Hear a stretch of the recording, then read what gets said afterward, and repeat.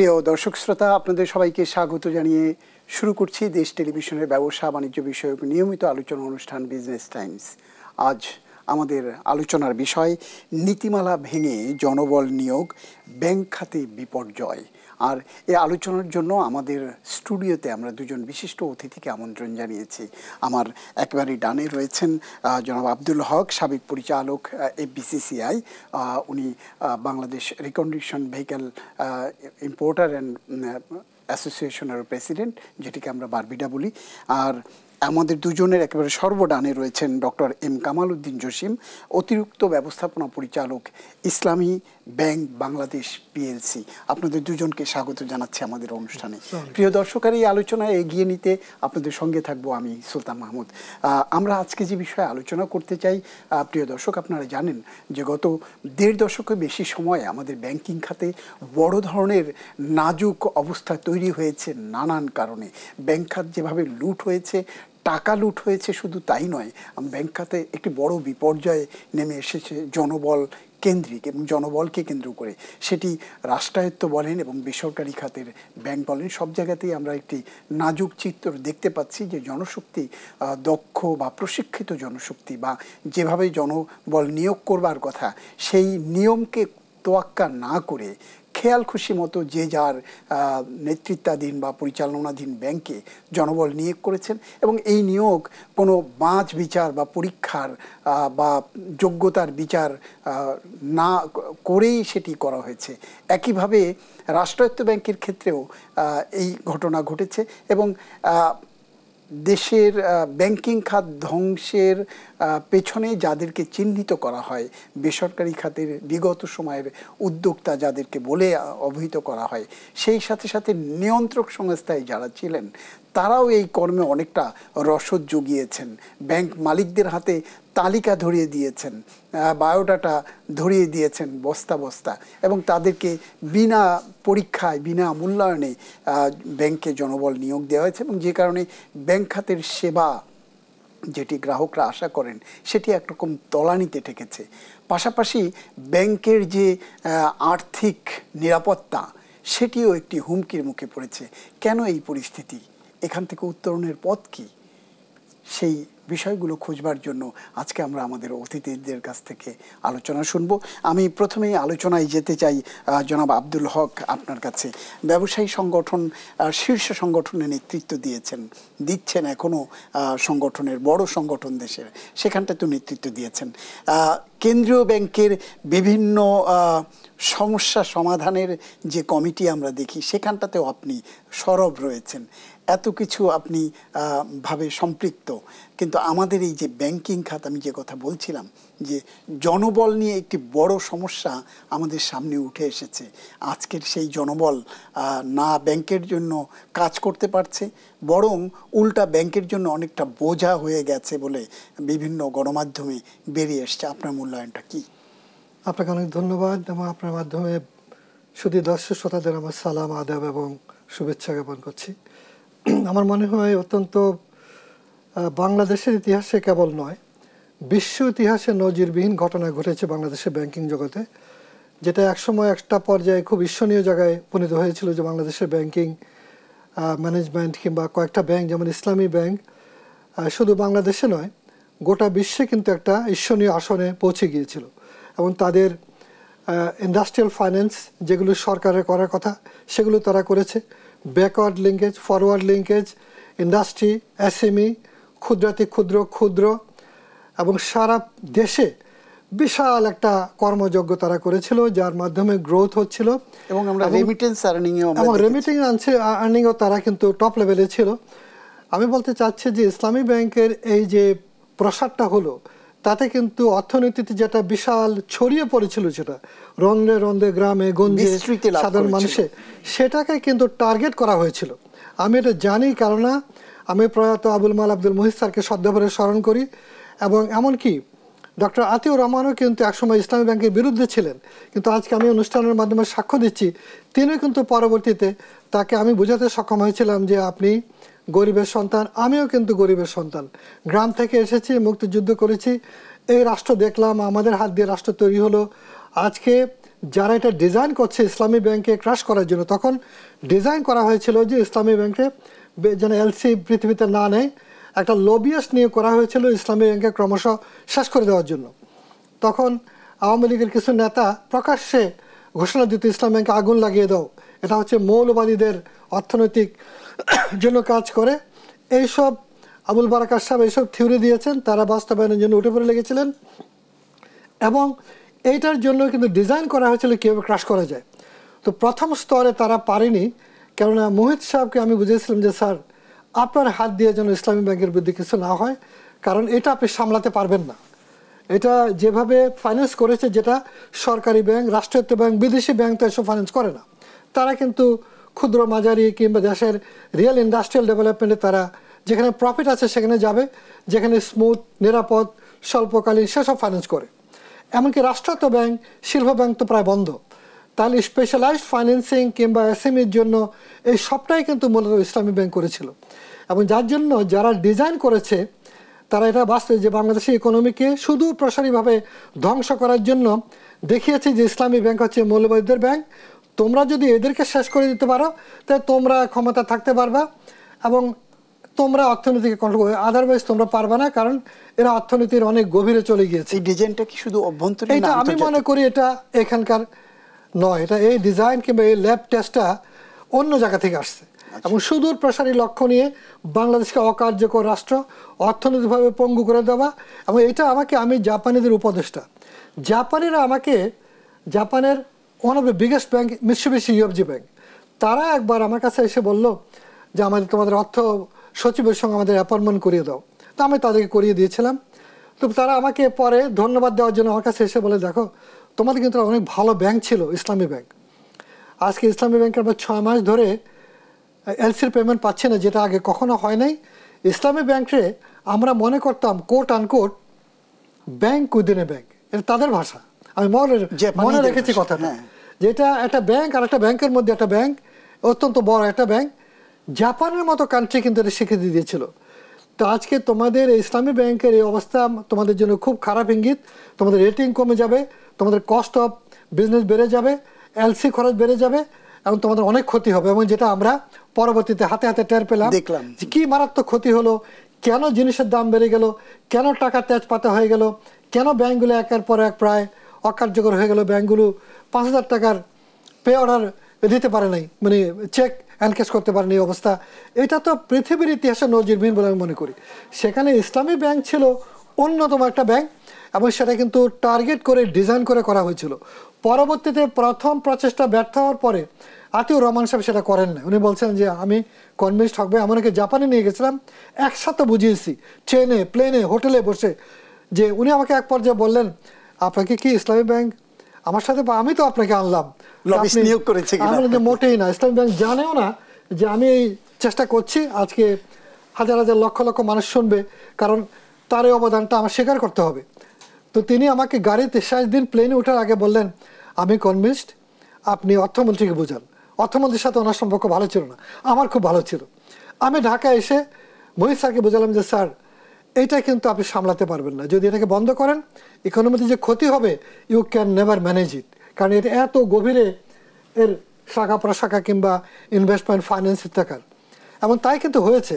এবং আবুল মাল মোহিত সাহেবও কিন্তু সেটা করেন নাই, না করাতে তারা করলো কি, পরে ডিজিএফ রাষ্ট্রকে ব্যবহার করে, ডিজিএফকে ব্যবহার করে ইসলামী ব্যাংকে এসালাম গ্রুপ মাফিয়াদেরকে দিয়ে, অলিগার্ক দিয়ে অধিগ্রহণ করলো। অতএব বাংলাদেশে এই এসালাম গ্রুপের মাধ্যমে যেটা হয়েছে সেটাও কিন্তু পৃথিবীর ইতিহাসে নজিরবিহীন। আমি মনে করি এই সব ডকুমেন্ট আমি বাংলাদেশ ব্যাংকের একটা কমিটিতে আছে যে ক্ষতিগ্রস্ত ব্যবসায়ীদের, সেখানে গিয়ে আমি বুঝলাম, আমার দিব্য চক্ষু খুলেছে যে কি মারাত্মক রকমের ক্ষতি হয়েছে দেশে। অনেকগুলো ইন্ডাস্ট্রি যারা হাজার হাজার কোটি বিনিয়োগ করছে, তারা অনেকেই কিন্তু ক্রমশ দেউলিয়া হয়ে যাচ্ছে। হক ভাই, আমি আবার আসবো আপনার কাছে এই আলোচনা। আমি একটু জনাব কামাল উদ্দিন জসিম, আমি আপনার কাছে আসতে চাই। এ বিষয়ে আপনার বক্তব্যটা কি? উনি যেটি বলছিলেন যে একটি নীল নকশা এবং দীর্ঘ দেশের বাইরে থেকে এই নকশাটি করা হয়েছিল বাংলাদেশের ব্যাংকিং খাত ধ্বংস করবার জন্য, আপনার মূল্যায়নটা কি? জি, ধন্যবাদ সুলতান ভাই এবং ধন্যবাদ হক ভাই এবং সম্মানিত দর্শক মণ্ডলী। যে প্রশ্ন আপনি তুলেছেন এবং হক ভাই যেভাবে বলেছেন, এটা এতটাই সুন্দরভাবে উপস্থাপিত হয়েছে যে বাংলাদেশের অর্থনীতি ব্যাংকিং সেক্টরে ধ্বংস করার জন্য একটা নীল নকশা, এটা অস্বীকার করার কোনো জো নেই। কারণ আমরা দেখেছি পদে পদে, এবং মানে 17 সাল থেকে বিশেষ করে আমি যেহেতু ব্যাংকে আছি, আমার ব্যাংকিং 34 বছর চলছে, আমি দীর্ঘদিন ব্যাংকিং সেক্টরে দেখেছি যে ব্যাংকিং সেক্টরে এই অবস্থা ইতিপূর্বে কখনো হয়নি। এটা বাংলাদেশের রেকর্ড তো বটেই, এবং হকবার সাথে সুর মিলে আমি বলতে চাই এটা বিশ্বেই রেকর্ড, যে একটি ব্যাংকিং সেক্টরকে ধ্বংস করার জন্য যে পরিকল্পনা করা হয়েছে, নীল নকশা করা হয়েছে, এটা একেবারে সুদূর প্রসারী। এটা কোনো লোকাল কোনো ইয়ে না, এটা অবশ্যই বড় ধরনের একটা পরিকল্পনার অংশ হিসেবে এটা করা হয়েছে আমার মনে হয়। না, সেই ক্ষেত্রে এই যে জনবল নিয়োগ, একটা হচ্ছে টাকা পাচার করে নিয়ে যাওয়া হয়েছে, টাকা লোপাট করে নিয়ে গেছে বিভিন্ন গ্রুপ, শুধু এস আলম নয়, আরও কয়েকটি গ্রুপ টাকা লোপাট নিয়ে করে গেছে। কিন্তু এই যে ব্যাংক ব্যবস্থায় অশিক্ষিত বা অযোগ্য বা অদক্ষ লোকজন নিয়োগ করা হয়েছে, এটিও কি ব্যাংক ব্যবস্থাকে ধ্বংস করার নীল নকশারই অংশ? হ্যাঁ, অবশ্যই অবশ্যই। কারণ হলো মানে ম্যান বিহাইন্ড দ্য মেশিন কথা আছে, যে একটা প্রতিষ্ঠান চলে যে মেশিনটা ভালোভাবে পারফর্ম করবে যার পেছনে যে লোকটি থাকে তার পারফরমেন্সের উপরে। যে লোকটি কাজ করেন সেই লোকটি যদি প্রপারলি মোটিভেটেড না থাকেন, প্রপারলি স্কিল না থাকেন, এক্সপার্ট না থাকেন, এফিশিয়েন্ট না থাকেন, তাহলে ওই প্রতিষ্ঠানটি ভালো করার সুযোগ নেই। এবং সে কারণেই যে ধরনের যেই মানের লোক আমরা আগে নিয়োগ করতাম, যেই প্রক্রিয়া আমরা নিয়োগ করতাম, সে প্রক্রিয়ায় মোটেও এটা তোয়াক্কা করা হয়নি। একেবারে নিয়ম ভেঙে, কালচার ভেঙে, প্র্যাকটিস ভেঙে এই যে কাজটি করা হয়েছে, সেটা কিন্তু ব্যাংকের ইতিহাসে, আমাদের ব্যাংকে তো নাই, কোনো ব্যাংকে এটা আছে বলে আমার মনে হয় না। আপনি তো তখনও ব্যাংকের মধ্যে ছিলেন। হ্যাঁ, ছিলাম। কিন্তু থেকে এটির কোনো আপনারা যারা ব্যাংকার, যারা পেশাগত দায়িত্ব পালন করেছেন বা পেশাগত উৎকর্ষ সাধন করে আজকে এই জায়গায় এসেছেন, তাদের ভিতর থেকে কি কোনো মূল্যায়ন বা বাধা বা কোনো রকম এটি কি নিয়ে আলোচনা হয়েছে? হ্যাঁ, আলোচনা হয়েছে, সবাই আমরা আলোচনা করেছি, কিন্তু আমাদেরকে এক পেশে করে রাখা হয়েছিল, স্বাভাবিক। আমরা কোনো গুরুত্বপূর্ণ দায়িত্বে আমাদেরকে রাখা হয়নি, যে কারণ কথাগুলি বলা হয়েছে কিন্তু তারা সেগুলো আমলে নেওয়া হয়নি। ধন্যবাদ। আমরা আসবো আবার আলোচনা, একটা বিজ্ঞাপন বিরতিতে যাব।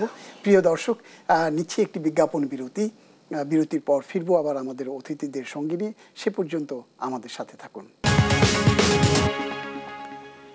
বিজ্ঞাপন বিরতির পর ফিরছি আবার আমাদের নির্ধারিত আলোচনায়। আজকে আমাদের আলোচনার বিষয় নীতিমালা ভেঙে জনবল নিয়োগে ব্যাংক খাতে বিপর্যয়। আর এই আলোচনার জন্য আমাদের স্টুডিওতে রয়েছেন দেশের শীর্ষ ব্যবসায়ীদের শীর্ষ সংগঠন federation of chamber of commerce and industry সাবেক পরিচালক আব্দুল হক, রয়েছেন দেশের প্রধান ইসলামী ব্যাংক, যেটিকে বলা হয় শরিয়া ভিত্তিক ব্যাংক, শীর্ষ ব্যাংক ইসলামী ব্যাংক বাংলাদেশ পিএলসি, তার অতিরিক্ত ব্যবস্থাপনা পরিচালক ডক্টর এম কামাল উদ্দিন জসিম।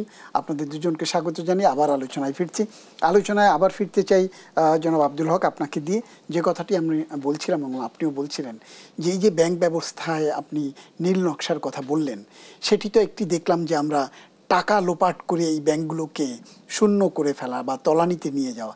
আরেকটি হলো এটির যে মেধা বা এটির যে সেবার মান, সেটিকে বিপর্যস্ত করে মানুষকে এই ইসলামী ব্যাংকিং বা ব্যাংক ব্যবস্থা বিমুখ করে ফেলা, সেটিকে আপনি কিভাবে দেখছেন? দেখুন, ব্যাপারটা হচ্ছে যে আপনার দেহটা খুব সুন্দর আছে, কিন্তু আপনার মগজ কিন্তু লুনাটিক কিংবা চন্দ্রগ্রস্ত, তাহলে কি আপনার এই স্বাস্থ্যের কোনো ভ্যালু আছে? ঠিক সেইভাবে যারা ডিজাইন করেছে তারা এমনভাবে করেছে যে এটা যেন ইনস্টিটিউশনালি অকার্যকর থাকে, এবং চোর, বদমাস, লুটেরা, অযোগ্য লোক, লেখাপড়া জানে না, ফরেন এক্সচেঞ্জ বুঝে না, এইসব লোকদেরকে দিয়ে কিন্তু ভর্তি করে দিয়েছে যাতে টোটালি কলাপস করে। এবং এক পর্যায়ে বলা হয়েছিল যে রাষ্ট্র কেউ চালাতে পারবে না কোনো বিশেষ লোক ছাড়া। তো ব্যাংকিং এমন একটা বিষয়। ব্যাংক মানে কি? ব্যাংক মানে আস্থা। Bank on me, trust on me. সেটা কারা করতো? পাকিস্তান আমলে আমরা 22 পরিবারের কথা শুনেছি, অনেক বদনাম শুনেছি, তো সেখানেও কিন্তু ব্যাংক এরকম হয়নি। ব্যাংক কাকে দিয়েছে? Habib group, United bank of Pakistan group, Muslim commercial bank, Adamjee group, এরকম। কিন্তু তারা কোনোদিন ব্যাংক নিয়ে এরকম কোনো কথা শোনা যায় না যে ব্যাংকের টাকা পাচার হয়েছে। কিংবা বাংলাদেশে যা হয়েছে, আমি আগেও বলেছি, এটা পৃথিবীতে নজিরবিহীন। এবং আগামী দিনে হয়তো আমাদের এখানে প্রফেশনাল ব্যাংকার আছেন, তারা পড়াবেন এগুলো। বিশ্বের অনেক ইউনিভার্সিটিতে পড়ানো হবে how A banking system failed in a country, Bangladesh study, এটা কিন্তু পড়ানো হবে। তা আমি অনেককে বলেছি বাংলাদেশ ব্যাংকের অফিসারদেরকে যে আপনারা সবাই কিন্তু প্রতিটা কেস নিয়ে স্টাডি করতে পারেন, এবং প্রতিটা কেসে বিশ্বে রেফারেন্স হিসেবে কাজ করবে আগামী দিনে। কিভাবে একটা দেশের অর্থনীতিকে ধ্বংস করা হয় এবং তার ইম্প্যাক্ট কী হয়, একটা ব্যাংকিং ব্যবস্থাকে ধ্বংস করতে পারলে তার বহুমাত্রিক যে বিপর্যয়গুলো হবে, সেখানে অরাজক অবস্থা তৈরি হবে, তার পরিণামে কিন্তু টোটালি আপনি ব্যবস্থাপনা ক্রাশ করবে। এইসব চিন্তা করে কিন্তু নতুবা কোনো সুস্থ মানুষ, যেমন আব্দুল মুহিত সাহেব, তিনি কিন্তু পার্লামেন্টের দ্বারাই বলছিলেন যে পুকুর চুরির কথা শুনেছেন আপনারা, এখন সাগর চুরি হচ্ছে। আমাকে বলছেন স্যার আপনি যে কথা বললেন একটা সরকারের সামনে দাঁড়িয়ে, এর পরিণাম আপনি কি কিবরিয়া সাহেবের পরিণামটা ভুলে গেছেন? আমি বলছিলাম আজকে সরকারের দুনিয়াতে নাই, কিবরিয়া সাহেবও নাই, দুজনই কিন্তু অসাধারণ মানুষ ছিলেন, সাইফুর রহমান সাহেব, তাদের কোনো তুলনা হয় না। তো আমার সৌভাগ্য হয়েছিল, আপনারা জানেন যে আমি 3 জন মন্ত্রীর সঙ্গে ট্যাক্স টেরিফ নিয়ে অনেক কাজ করার অপার একেবারে রেয়ার অপরচুনিটি আমি পেয়েছি একজন ট্যাক্স কমিটি দেখতে গিয়ে ফেডারেশন চেম্বারে, এবং আমরা অনেক কাজ করেছি যার জন্য অর্থনীতিতে একটা ইতিবাচক অবস্থা তৈরি হয়েছে এবং একটা বিশাল ইনভেস্টমেন্ট তৈরি হয়েছে, প্রফেশনাল লোক তৈরি হয়েছে, ক্ষুদ্র মাঝারিরা বড় হয়েছে, এক্সপোর্ট অনেক বেড়েছে, ইন্ডাস্ট্রিয়াল গ্রোথ হয়েছে। সেটাকে এসে যাতে ক্রাশ করে দেওয়া যায়, একদম পরনির্ভর করা যায়, সেজন্য এমন একটা অলিগারকে বেছে নেওয়া হলো যিনি সব পটিয়ার লোক এনে, পটিয়া গ্রুপ হিসাবে ইসলামী ব্যাংকে, উনি হয়তো ভালো করে বলতে পারবেন, বলা হতো ব্যাংক অফ পটিয়া। হ্যাঁ, 9টা না 10টা ব্যাংক বোধ ওই গ্রুপকে দেওয়া হয়েছে। হ্যাঁ, কয়টা? 9টা ব্যাংক এবং আর্থিক প্রতিষ্ঠান মিলে। এবং এইটা কি করে সম্ভব? তারা কি উন্মাদ ছিল? তারা কি এর পরিণাম সম্বন্ধে একটু ভাবে না যে এর পরিণামটা কি হবে?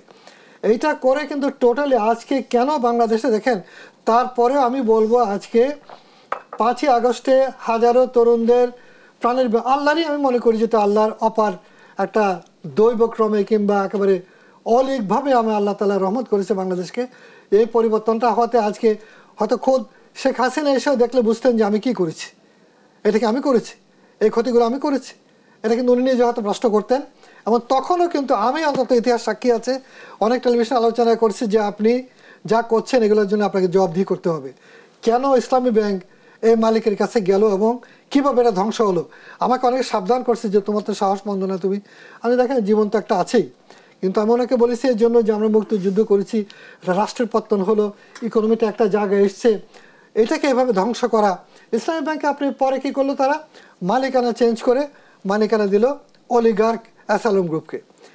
এরা এমন লোক, আমি তো মনে করি যারা এইভাবে একটা দেশের অর্থনীতিকে ধ্বংস করতে পারে, লুণ্ঠন করতে পারে, তাদের ব্যাংক তো দূরের কথা, মুদি দোকান দিয়েও বিশ্বাস করা যায় না।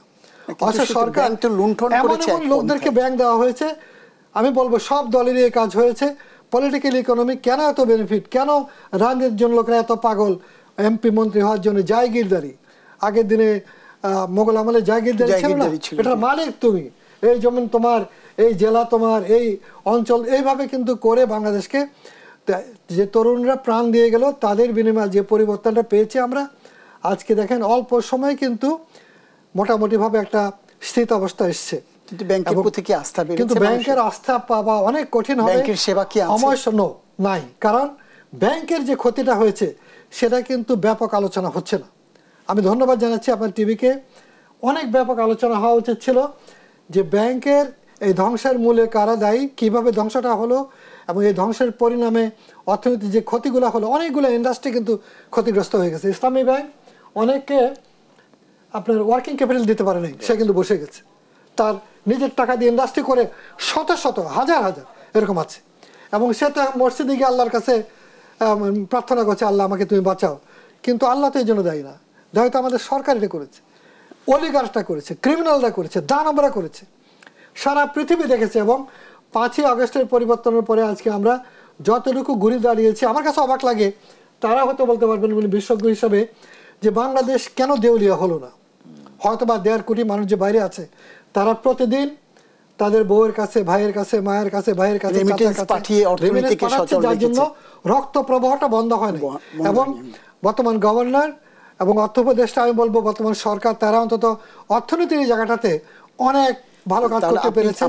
আপনি যেটি বলছিলেন হক ভাই, যে এই যে আপনার পটিয়ার কথা বললেন যে ব্যাংকে লোক এনে, অযোগ্য অদক্ষ এনে, এখন এখান থেকে ব্যাংকে উদ্ধারের বা ওয়েটা কি? আমার মনে হয় বাংলাদেশ ব্যাংকের গভর্নর মহোদয়, Bangladesh bank as a whole, তারা যা করছে সেটার উপর আমাদের আস্থা রাখা উচিত। তারা চিন্তা করেই করছে এবং তারা ব্যাংকগুলো একীভূত করলেও গভর্নর মহোদয় বলেছেন যে কোনো ডিপোজিটের টাকা বা যেমন রাষ্ট্র সেটা গ্যারান্টি দিচ্ছে, কিন্তু যেসব অযোগ্য লোকদেরকে নেওয়া হয়েছে অবশ্যই সেগুলো বিতাড়িত করে যোগ্য পরীক্ষার মাধ্যমে হাজার লক্ষ ছেলেরা বেকার, বিবিএমবির কোনো অভাব নাই, সেখান থেকে প্রতিযোগিতামূলক পরীক্ষার মাধ্যমে লোক নিয়োগ করা হোক, সেটাই তো আমাদের দাবি, সেটাই তো বৈষম্য বিরোধী ছাত্ররা সেটাই দাবি। ধন্যবাদ হক ভাই। আমি এই বিষয়ে একটু জনাব কামাল উদ্দিন জসিম আপনার কাছে আসতে চাই। আমরা যেটা তথ্য উপাত্ত পেলাম কেন্দ্রীয় ব্যাংক সহ বিভিন্ন জায়গা থেকে, সেটি হচ্ছে যে এই ব্যাংকগুলোতে এসালাম গ্রুপের কথা যেটা উনি বলছিলেন, সেই গ্রুপের ব্যাংকগুলোতেই ৩১,০০০ লোক নিয়োগ করা হয়েছে 2017 থেকে 24 সাল পর্যন্ত। এই লোকগুলো কিভাবে নিয়োগ করলো? তার একটি সবচেয়ে বড় অংশ নিয়োগ করা হয়েছে ইসলামী ব্যাংক, যেটিতে আপনি দীর্ঘদিন ধরে কাজে আছেন। কোন প্রক্রিয়ায় নিয়োগ করলেন এই লোকগুলো? ধন্যবাদ সুলতান ভাই।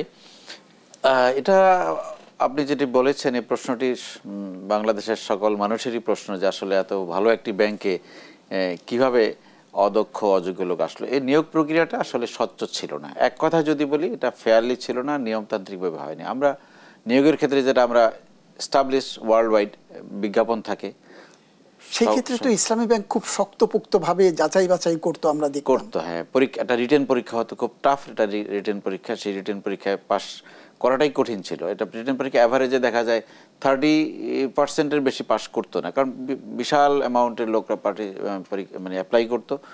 তারপরে তাদের ভাইবা হইতো। এই ভাইবাটা খুব স্ট্রিক্টলি মেনটেন করা হতো, সেখানে এথিক্যাল স্ট্যান্ডার্ডটা দেখা হতো, এটা দেখেই করা হতো। কিন্তু এই আমলে যে নিয়োগগুলি হয়েছে সেটা কিন্তু ওই নিয়মগুলি মানা হয়নি। কি কি নিয়মে ব্যত্যয় করা হয়েছে সেখানে? ব্যত্যয় ধরনের একটা বিজ্ঞাপনই, বেশিরভাগ ক্ষেত্রে বিজ্ঞাপন দেওয়া হয়নি, বেশিরভাগ ক্ষেত্রে বিজ্ঞাপন হয়নি, বেশিরভাগ ক্ষেত্রে সিভি দেওয়া হয়েছে। এটা আপনারা দেখেছেন, মিডিয়ায় এসছে, কিছু বাক্স রাখা হয়েছিল বিভিন্ন জায়গায় তাদের ব্যবসা, যেগুলোকে জাদুর বাক্স বলা হয়। জাদুর বাক্স আমরা কয়েকদিন আগে বাড়ির সামনে বক্স রেখে দেওয়া হতো, সেখানে সিভি ড্রপ করা হতো। লেখা হচ্ছিল যে এখানে শুধুমাত্র পটিয়ার লোকদের, স্থায়ী বাসিন্দাদের জন্য বক্স লেখা ছিল। সেই বক্সগুলিতে ভাগ করে অ্যাপ্লিকেশন ড্রপ করতে এবং এখান থেকে বাছাই করে তারাই করতো। এটা কোনো ফর্মাল সিস্টেম ছিল না। এখানে তাদের লোকরা, ওই গ্রুপের যারা দায়িত্বশীল ছিল, তারাই এটা বাছাই করে ঢুকিয়ে দিত। ফর্মাল কোনো সিস্টেম, কোনো পরীক্ষা হতো না, না কোনো পরীক্ষা। শিক্ষাগত যোগ্যতা কি? শিক্ষাগত যোগ্যতা, হ্যাঁ, ওইটা গ্রাজুয়েট রাখতো, গ্রাজুয়েট ছিল, এটা ছিল। কিন্তু আপনাদের ব্যাংকে তো নিয়োগের ক্ষেত্রে একেবারে ফার্স্ট ক্লাস পাওয়া মেধার, একেবারে উচ্চ পর্যায়ের মেধা আপনারা খুঁজে নিতেন, সেটির এখানে প্রায়োরিটি ছিল। সেটা প্রায়োরিটি পাইনি। এর মাধ্যমে কত লোক নিয়োগ দেওয়া হলো 2017 থেকে? এটা নিয়োগের যে ইসলামী ব্যাংকে অ্যাপয়েন্টমেন্ট লেটারে আমরা দেখেছি, অ্যাপয়েন্টমেন্ট লেটার দেওয়া হয়েছিল প্রায় 11,000। তারপর থেকে এখন এরপরে 10,000-এর কাছাকাছি ছিল আর কি। সাম্প্রতিক সময় কিছু হয়েছে, চলে গেছে। এই ধরনের লোকবল দিয়ে কি আপনাদের ব্যাংকের যে সেবা সেটি কি অক্ষুণ্ণ ছিল? এটা বলারই অবকাশ নাই। একটা মানসম্পন্ন অফিসার থেকে যে সেবা পাওয়া যায়, সেটা নিম্নমানের হলে সে থেকে সেই সেবা পাওয়া কোনোভাবেই সম্ভব না। যেটা হক ভাই বলেছেন, নীতি নৈতিকতা, তারপর শিক্ষা, তার এফিসিয়েন্সি, তার এক্সপার্টাইজ, এগুলি না থাকে তাহলে সে এক্সপার্ট সার্ভিস কিভাবে দিবে? এটা ইজ নট পসিবল। ধন্যবাদ। আমরা আবার ফিরবো আলোচনায়, নেব আরেকটি বিজ্ঞাপন বিরতি। প্রিয় দর্শক, নিচ্ছি আরেকটি বিজ্ঞাপন বিরতি। বিরতির পর ফিরবো আবার আমাদের অতিথিদের সঙ্গে নিয়ে। সে পর্যন্ত আমাদের সাথেই থাকুন। বিজ্ঞাপন বিরতির পর ফিরছি আবার আমাদের নির্ধারিত আলোচনায়। আমাদের আলোচনায় দুজন অতিথি রয়েছেন। আমি আবার সেই অতিথিদের ইতিমধ্যে আপনাদের সাথে পরিচয় করিয়ে দিয়েছি। আমি আবার শুরু করতে চাই জনাব আব্দুল হক আপনাকে দিয়ে। এই যে ব্যাংক ব্যবস্থায় আপনি যেটি বলছিলেন যে ক্ষয়ে পড়েছে, একেবারে সেবার মান তলানিতে গিয়ে ঠেকেছে, আপনার বক্তব্য অনুযায়ী বলা হচ্ছে যে অযাচিত লোক নিয়োগের কারণে, এখান থেকে উত্তরণের পথ কি? আমার মনে হয় বর্তমান গভর্নর মহোদয়ের ব্যাপারে যথেষ্ট ভালো উদ্যোগ নিয়েছেন। তিনি ইতিমধ্যে যে কাজগুলি করেছেন সবটা আমি মনে করি যে ইতিবাচক ফল পাওয়া গিয়েছে। এখানে দেখুন, যোগ্যতার, আপনি অযোগ্য লোকে দিয়ে কি প্লেন চালাতে পারেন? আপনি কোনোভাবে কি একটা অযোগ্য, এই যে এত রোড অ্যাক্সিডেন্ট হচ্ছে কেন? অযোগ্য চালক আপনি দিয়েছেন বলে কিন্তু হাজার হাজার মানুষ মারা যাচ্ছে। ব্যাংকের মতো একটা অর্থনীতির মতো জায়গায় কি করে আপনি আনফিট কিংবা যাকে বলা হয় যোগ্য নয় সেরকম লোক রাখতে পারেন? সেটা আপনার ভাই হতে পারে, আপনার শ্যালক হতে পারে, আপনার কোনো আত্মীয় হতে পারে, আপনি তো এটা দিতে পারেন না। অতএব ব্যাংকিং পরীক্ষা দেখেন, বাংলাদেশ ব্যাংকে এখনও পর্যন্ত তারা মেনটেন করছে যে রিটেন পরীক্ষা তাদের মানটা কিন্তু অনেক ভালো। এমনকি বেসরকারি কিংবা স্টেট ওন ব্যাংকগুলোর ক্ষেত্রে কিন্তু অফিসার নিয়োগের ক্ষেত্রে একটা মান কিন্তু ছিল, সেটা কোয়ালিফাই করে সেগুলোকে ওভারটেক করে যেগুলো করা হয়েছে সবগুলোকে বাতিল করা উচিত এবং প্রয়োজনে তাদেরও পরীক্ষা হলে নেওয়া যেতে পারে তারা কতটুকু, কিন্তু ইন্টিগ্রিটি, মোরাল এবং কারাপশন কেস থাকলে কোনো মতেই ব্যাংকিং এ অত জায়গা হতে পারে না। আপনি যে পরীক্ষা নেওয়ার কথা বলছেন, আমরা দেখলাম ইসলামী ব্যাংক সম্প্রতি এরকম একটা গ্রুপকে পরীক্ষার জন্য ডেকেছিলেন, তার মধ্যে 90% লোকই সেই পরীক্ষায় অংশ না নিয়ে অংশ না নিয়ে এখন রাস্তায় আন্দোলন করছে। বিকজ তাদের তো ওইটি হলো অস্ত্র, সেটা কোনো যোগ্যতার মাপকাঠিতে টিকবে না, সেই জন্যই সে রাস্তায় গিয়ে নুইসেন্স তৈরি করছে, নুইসেন্স ভ্যালু পাওয়ার জন্য। কোনো ছাড় দেওয়া উচিত না, কোনো ছাড় না, জিরো টলারেন্স। এবং যে 2 নম্বর পথে আসছে খোদা হাফেজ করে বিদায় করে দিয়ে আপনার হাজারো ছেলেরা, যোগ্য ছেলেরা কাজ পাচ্ছে না, হতাশাগ্রস্ত। আমাদের ইউনিভার্সিটির বহু গ্রাজুয়েট মানে যারা কোয়ালিফাই করবে তাদেরকে আপনি নেবেন প্রপার পরীক্ষা। মেধার কোনো বিকল্প নাই, মেধার কোনো কম্প্রোমাইজ করে কিন্তু এই কান্ট্রি এই পর্যায়ে বিপর্যয় হয়েছে। যদি আপনি মেধাবীদের স্থান দিতেন, মেধাবীরা কিন্তু দুর্নীতি করতেও বহু চিন্তা করবে যে আমার করা উচিত কিনা। যে কিনা অন্যায়ভাবে কোনো কিছু পেল, যাকে বলে অনার্জিত আয়, তখন সে কিন্তু এটা অপচয় করবে, অপরাধ করবে, একেবারে সমাজ, রাষ্ট্র, পরিবার সবাইকে কিন্তু সে অস্থিতিশীল করে ফেলতে পারে। আপনি যাদের কথা বলছিলেন তাদের কাছে ব্যাংকের ভল্ট, ক্যাশ কতটা নিরাপদ মনে করেন? কোনো মতে নিরাপদ না, কোনো মতে নিরাপদ নেই। যারা মনে করেন যে দেশে বিদেশে এভাবে অর্থ পাচার করতে পারে, সেটা পৃথিবীর ইতিহাসে নজিরবিহীন। আমি বলছি না এখানে, আপনি তুলনা পৃথিবীর ইতিহাসে ব্যাংকিং ইতিহাসটা বলুক, এখানে এডিশনাল এমডি সাহেব, জসিম সাহেব আছেন, তারা বলুক, তাতে এগুলো সম্বন্ধে লেখা পায়, উনি পিএইচডি করেছেন, তিনি বলুন যে পৃথিবীর ইতিহাসে ব্যাংকিং মানে কি। একটা ব্যাংক, ভালো ব্যাংকিং ব্যবস্থার মাধ্যমে কিন্তু দেশে, দেখেন শ্রীলঙ্কা এত বড় ডিজাস্টার, শ্রীলঙ্কা ব্যাংকগুলো কিন্তু অনেক ভালো। এখানে বাংলাদেশেও কিন্তু শ্রীলঙ্কার ব্যাংক আছে, হ্যাঁ, bank of Sri Lanka, commercial bank, তারা কিন্তু এখানে এসে লাভ করছে। আজকে স্ট্যান্ডার্ড চার্টার্ড ব্যাংক, হংকং শাখা ব্যাংক, মালিক কোথায় কেউ জানে না, এই বাংলাদেশের লোকেরাই চালাচ্ছে এবং সেখানে কিন্তু কোনো খারাপ নাই, নন পারফর্মিং এমন তেমন একটা নাই। কি করে সম্ভব? নীতিমালা। আমি একটা সরকারি ব্যাংকে আবুল মাল আব্দুল মহিষ আমাকে দিয়েছিলেন, ইটকলের বোর্ডে ছিলাম। আমি সেখানে গিয়ে বললাম যে let it be own by the government, but why can't we can be of standard to standard chartered bank. তখন বলছি কী করে সম্ভব, ও তো অনেক বেতন দেয়। আমরা অনেক বেতন দেবো। আমি সেখানে জোর করে কম্পিটিটিভ মার্কেটে যা আছে স্ট্যান্ডার্ড চার্টার্ড যে বেতন দেয় তার কাছাকাছি বেতন দিয়ে আমরা প্রথম আইবি গ্রাজুয়েট সে নেওয়া শুরু করলাম। ইটকল কিন্তু অনেক ভালো করেছে। এইটাই যদি সারা দেশে আমরা করতে পারতাম তাহলে কিন্তু আমরা চীনের মতো, চীনে কিন্তু জানেন 78 সালে কোনো ফরেন এক্সচেঞ্জ ছিল না, $38,000 ছিল। ইতিহাস কিন্তু আপনার অনুষ্ঠানের মাধ্যমে আজকে আমি বলছি, coating from a book call red capitalism.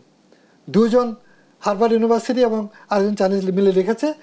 ড্যাং শিয়াওপিং যখন চীনে প্রথম আমেরিকা যাবেন ওপেন আপ করার জন্য, তখন তারা ব্যাঙ্কগুলোকে বললো যে টিকিটের টাকা দরকার, ডলার দাও। সব ব্যাঙ্কগুলো মিলে $38,000 দিচ্ছিল। It's a history. আর সেই চীন ট্রিলিয়নস অফ ডলার আমেরিকাকে ধার দিচ্ছে, 50 বছরও লাগে নাই কিন্তু। অর্থাৎ রাষ্ট্র দাঁড় করাতে এত বছর লাগে না যদি আপনি নীতিবান, আদর্শবান, চরিত্রবান, সবচেয়ে বড় কথা ইন্টিগ্রিটি আছে, মেধাবী, যোগ্য মানুষদেরকে সব জায়গায় বসান, তাহলে কিন্তু কান্ট্রি অনেক তাড়াতাড়ি ঘুরে দাঁড়াতে পারে। দেখেন মাত্র 1 বছরে আমরা ফরেন এক্সচেঞ্জের জায়গায় কিন্তু একটা স্টেবিলিটি জায়গায় আসছি। 1 বছরে আজকে আপনি ডলারের যে পতন হচ্ছিল, এখন উল্টা বাংলাদেশ ব্যাংক ডলার কিনে টাকা, মানে যাতে ডলারের দাম বেশি পড়ে না যায় কিনতেছে, তাই কিনা? ঠিক কিনা?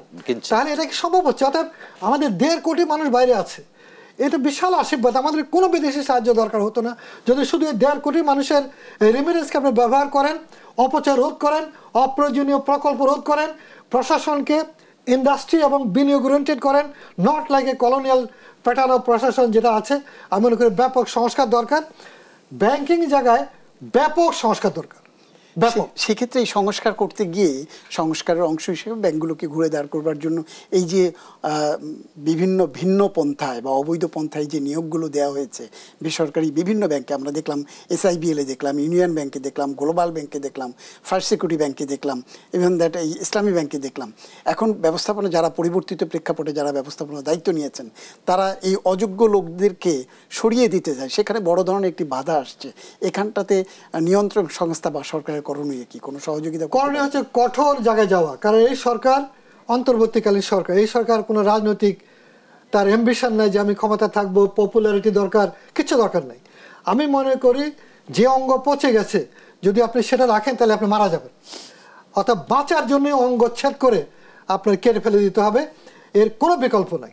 এবং দিয়ে আপনি কিন্তু ট্রেনকে সোজা রাস্তা না যায়। এবং রাজনৈতিক শক্তিগুলো, রাজনৈতিক দলগুলোর কাছে বিনীতভাবে বলবো যে আপনারা রাজনৈতিক পলিটিক্যাল ইকোনমি ভুলে যান, নাহলে এত যে হাজার ছেলেরা প্রাণ দিয়েছে আবারও তারা রাস্তায় নামবে এবং বাংলাদেশে আগের মতো পলিটিক্যাল ইকোনমি দিয়ে চাঁদাবাজি করে দুর্নীতি করে ব্যাংকের মালিক হবেন, আল্লাহর রাস্তাটা ভুলে যান। ব্যবসাদেরকে সুযোগ করে দেন। হাজারো উদ্যোক্তা সারা দেশে যারা আছে এই ব্যাংকগুলো তাদেরকে সাহায্য করুক। আপনারাও কিন্তু প্রকৃত উদ্যোক্তাদের সাহায্য করেন। আমি দেখেছি আপনারা অনেক কঠোর, আপনার কঠোরতা দিয়ে তো এস আলমকে রোধ করতে পারেন নাই। তাহলে আমার যে ব্যবসায়ী উৎপাদন করে যে আজকে বিপদে আছে তাকে ছাড় দেন, তাকে ইন্টারেস্ট একটু কমাই দেন, লাভটা কমাই দেন, একটু ছাড় দেন, সে ঘুরে দাঁড়াক। হাজারো ব্যবসায়ীরা কিন্তু ক্ষতিগ্রস্ত হয়েছে। অর্থাৎ আমি মনে করি বাংলাদেশে আমরা ঘুরে দাঁড়াতে পারবো যদি গুড গভর্নেন্স, অ্যাকাউন্টেবিলিটি এবং জাস্টিস নিয়োগ করা নিশ্চিত করা হয়, মেধাবীতে স্থান করা হয়, তাহলে ব্যাংকের সাথে ঘুরে দাঁড়াতে পারে। ধন্যবাদ, ধন্যবাদ আব্দুল হক ভাই। আমি আবার একটু যেতে চাই জনাব ডক্টর এম কামাল উদ্দিন জসিম। যে কথাগুলো বললেন আপনারা নিশ্চয়ই ব্যবসায়ীদের মনের ভাষা বুঝবেন এবং সেভাবে ব্যবসায়ী বিনিয়োগে আপনারা সহযোগিতা করবেন। আমি একটি বিষয়ে আপনার সাথে আলোচনায় আসতে চাই, সেটি হলো আপনাদের এই যে এত কিছু হয়ে গেল ব্যাংক বিনষ্ট করবার জন্য বা ধ্বংস করবার জন্য নানানমুখী উদ্যোগ, লাখো কোটি টাকা শুধুমাত্র ইসলামী ব্যাংক থেকেই লোপাট করা হয়েছে বিভিন্ন নামে বেনামে। সেই ইসলামী ব্যাংক গত এক বছরে কতটা ঘুরে দাঁড়াতে পেরেছে, সঠিক পথে লাইনে উঠেছে কিনা, আবার সঠিক যাত্রার জন্য লাইনে উঠতে পেরেছে কিনা? ধন্যবাদ সুলতান ভাই এবং ধন্যবাদ হক ভাইকে আরো অনেক সুন্দর কথা বলার জন্য। বিষয়টি হলো এটি অত্যন্ত একটা পার্টিনেন্ট কোশ্চেন আপনি করেছেন। এটার উত্তর দেওয়ার ক্ষেত্রে আমি মাননীয় গভর্নর মহোদয়ের একটা কোট আমি করতে চাই।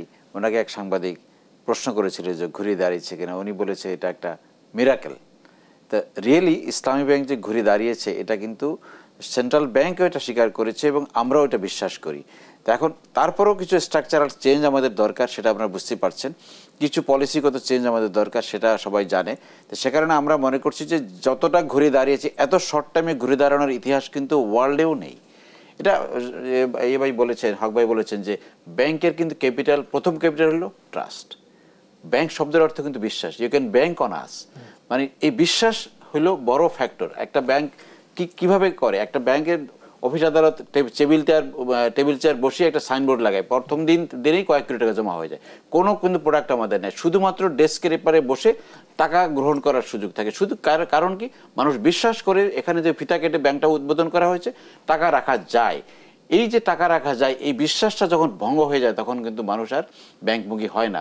সে কারণে এই অনেক ব্যাংকেরই ক্ষতি হয়েছে। কিন্তু ইসলামী ব্যাংকে আলহামদুলিল্লাহ, আল্লাহর অনেক শুকর, এই বিপ্লবের পরে ইসলামী ব্যাংক যেটা ঘুরে দাঁড়িয়েছে এটা কিন্তু আনবিলিভেবল।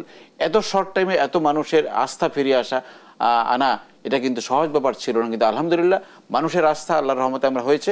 আপনি বলছেন ব্যবসার ক্ষেত্রে ঘুরে দাঁড়িয়েছে, আয়ের ক্ষেত্রে ঘুরে দাঁড়িয়েছে, মানুষের আস্থা এবং মানুষের এই যে ইসলামী ব্যাংক বিমুখিতা, মানুষের যে সেবা, সেটি ইসলামী ব্যাংক থেকে সেবা বঞ্চিত হয়ে অনেক মানুষ সরে গেছে। এখনকার যে প্রেক্ষাপট, যে জনবল আছে, এই জনবল বা বিনা পরীক্ষায় বিনা যোগ্যতার বিচারে যে জনবল নিয়োগ করা হয়েছে, তাদের কাছ থেকে আপনি সেই আগের সেবা নিশ্চিত করা কতটা সম্ভব? না, এটা তো বলার অবকাশ নাই। মানে মানসম্পন্ন অফিসাররা তো সে মানসম্পন্ন সেবা দিতে পারবে না, সেটা বলার অবকাশ নাই। কিন্তু আমরা সে ব্যাপারে আমরা কারেক্টিভ মেজার্স কিন্তু নিচ্ছি, মানে ব্যাংক ম্যানেজমেন্ট নিচ্ছে। এই কারেক্টিভ মেজার নিলে আমরা বিশ্বাস করি যে এটা আমরা এই যেই মানে আমাদের লুফলসগুলি আছে, যেই আমাদের দুর্বলতা আছে, এটা ঘুরে দাঁড়াবে। মানে আস্থা তো ফিরে এসছে এবং আমরা ব্যবসায়ও আমরা ঘুরে দাঁড়াচ্ছি। হক ভাইয়ের যে প্রস্তাবনা আছে সেটাও আমরা বিবেচনা করছি যে ব্যবসায়ীরা যে ক্ষতিগ্রস্ত হয়েছে, এর বলার অবকাশ নেই যে 7 বছরে ভালো ব্যবসায়ীরা কিন্তু আমাদের থেকে অনেকে চলে গেছে। এটা সত্য কথা, কারণ তাদেরকে আমরা যে প্রপার যে সাপোর্ট, যে নার্সিং করা দরকার ছিল ব্যাংক হিসাবে, সেটা কিন্তু আমরা করতে পারিনি। এখন আমরা মনে করছি যে এখন তাদেরকে আমরা করতে পারবো এবং শুরু করেছি। আমরা বিশ্বাস করি ওই ভালো ভালো গ্রাহকদেরকে আমরা আবার আমাদের ব্যাংকে নিয়ে এসে, যারা এখনো আসেনি, তাদেরকে আহ্বান করছি, তারা আসলে আমরা আবার তাদেরকে সেই সাপোর্ট দিতে পারবো, তাদের ব্যাংকের ব্যবসা এবং দেশের উন্নতি, অর্থনীতিতে অবদান আরও জোরালো হবে বিশ্বাস করি। ধন্যবাদ। ধন্যবাদ জনাব কামাল উদ্দিন জসিম, ধন্যবাদ জনাব আব্দুল হক। আপনাদের দুজনকে আমাদের সময় দেওয়ার জন্য অনেক ধন্যবাদ জানাচ্ছি। প্রিয় দর্শক, আমরা আলোচনার শেষ প্রান্তে চলে এসেছি। যে আলোচনাগুলো দুজন অতিথিদের মুখ থেকে বেরিয়ে এসছে, নিশ্চয়ই সরকার সেই বিষয়গুলোকে গুরুত্ব দেবে এবং সরকারের পক্ষ থেকে যে সমস্যাগুলো এখন পর্যন্ত আমরা দেখতে পাচ্ছি বিভিন্ন ব্যাংকে, বিশেষ করে অদক্ষ, অযোগ্য বা মান যাচাই ছাড়া যে জনবল নিয়োগ করা হয়েছে, সেগুলো সমাধানে ব্যাংকগুলো যে উদ্যোগ নিচ্ছে, সেক্ষেত্রে কেন্দ্রীয় ব্যাংক সহ সরকারের পক্ষ থেকে সহযোগিতা পাবে সেই আশাবাদ ব্যক্ত করে আজ আলোচনা এখানেই শেষ করব। তার আগে জানিয়ে রাখছি, দেশ টেলিভিশনের ব্যবসা বাণিজ্য বিষয়ক অনুষ্ঠান বিজনেস টাইমস সপ্তাহের শনি থেকে বৃহস্পতি একই সময়ে সরাসরি সম্প্রচার হয়। আমাদের সঙ্গে থাকবার জন্য আপনাদের সবাইকে ধন্যবাদ জানাচ্ছি। আমি সুলতান মাহমুদ। আল্লাহ হাফেজ।